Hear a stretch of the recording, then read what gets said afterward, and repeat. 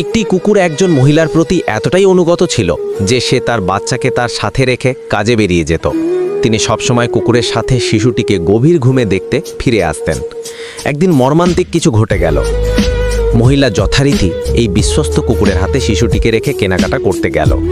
যখন তিনি ফিরে আসেন, তিনি একটি ভয়ঙ্কর দৃশ্য আবিষ্কার করেন এবং সেখানে সম্পূর্ণ বিশৃঙ্খলা।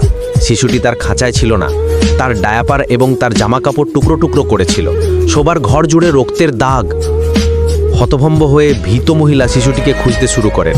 হঠাৎ সে দেখতে পেল বিশ্বস্ত কুকুরটি বিছানার নিচে উঠে আসছে। চারদিক থেকে রক্তে ঢাকা তার মুখ চাটছে, যেন সে এইমাত্র একটি সুস্বাদু খাবার শেষ করেছে। মহিলাটি নিশ্চিত ছিল যে কুকুরটি তার বাচ্চাকে খেয়েছে। খুব একটা চিন্তা না করেই সে কুকুরটিকে টাট দিয়ে পিটিয়ে মেরে ফেলল। তারপরে তিনি অন্তত তার সন্তানের শরীরের একটি অংশ খুঁজে পেতে গবেষণা চালিয়ে যান। শীঘ্রই তিনি অন্য দৃশ্য দেখতে পান। বিছানার পেছনে ভালো আকৃতির শিশুটি ছিল, যেটি নগ্ন ছিল এবং কার্পেটে মজা করছিল। বিছানার নিচে মহিলাটি একটি সাপের দেহ আবিষ্কার করেছিলেন, যা ছিন্ন ভিন্ন হয়ে গেছে।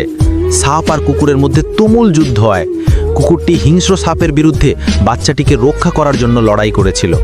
তার এখন সংশোধন করতে অনেক দেরি হয়ে গেছে, কারণ তার অধৈর্যতা এবং রাগে সে বিশ্বস্ত কুকুরটিকে হত্যা করেছিল। পরিস্থিতির মূল্যায়ন করার আগে আমরা কতবার লোকেদের কঠিন শব্দ দিয়ে বিচার করেছি এবং তাদের সম্পর্কে মিথ্যা ছড়িয়েছি।